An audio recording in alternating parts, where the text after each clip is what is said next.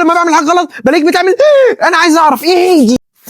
مساء الخير، انا كلب. ايوه كلب، بس قبل ما تحكم عليا خليك عارف ان انا الوحيد اللي في البيت اللي مش عامل نفسه فاهم. انا تايه. لا، انا مش قصدي ان انا اقول لكم ان انا كلب، ولكن هنفترض ان انا طول الحلقه دي بتكلم على لسان الكلب. اولا، هو انت ليه بتكلمني كاني فاهم؟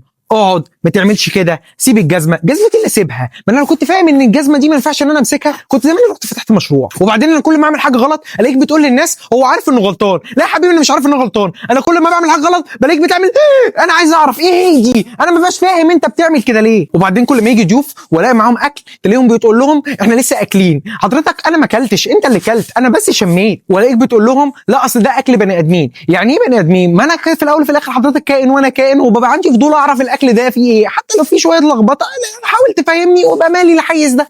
واكتر انواع الخيانه اللي اتعرضت لها ان ليك بتقول لي يلا بينا نخرج او نروح باي، وفجاه ابقى انا فرحان وبهز ديلي في العربيه واتفاجئ ان انا عند الدكتور. حضرتك ده مش كشف، ده غدر. وابقى نايم في امانه الله، افتح عيني الاقي الكاميرا في وشي، اقوم مخضوض. ليه؟ عشان حضرتك بتصور لاصحابك او حضرتك بتصور لصاحباتك عشان تقول لهم حبيبي يا نايم. حبيبي يا نايم ايه؟ حضرتك بتخضيني. بس برغم كل اللي انت بتعمله معايا ده انا بحبك، وبكون اول لما انت بتيجي من الشغل بكون فرحان بزياده عشان ببقى مستني اللحظه اللي انت هتيجي تقعد معايا فيها. بس عايزك تعرف ان انا مش غلطان، عايزك تعرف ان كلبك مش غلطان. وده الغرض اللي انا عايز اوصله لك، ان انت في الاول وفي الاخر ان كلبك بيكون ليه سيستم معين وحياه معينه محتاج ان انت تاهله ليها عشان تعرف توصل له المعلومه. الكلاب ما بتفهمش بالصوت العالي ولا بالزعيق ولا بان انت كل شويه تقعد تقول له نو ويس ونوتي وفوتي. الكلام ده هو مش داخل لغات، بيعمل ارتباط شرطي بالموقف. بيبتدي كل ما انت بتكافئه وبتقول له على موقف معين بيبتدي ان هو يحفظه مع التكرار. فبعد اذنك ما تطولش في المواضيع، وحاول ان انت تعمل روتين للكلب بتاعك بشكل يومي،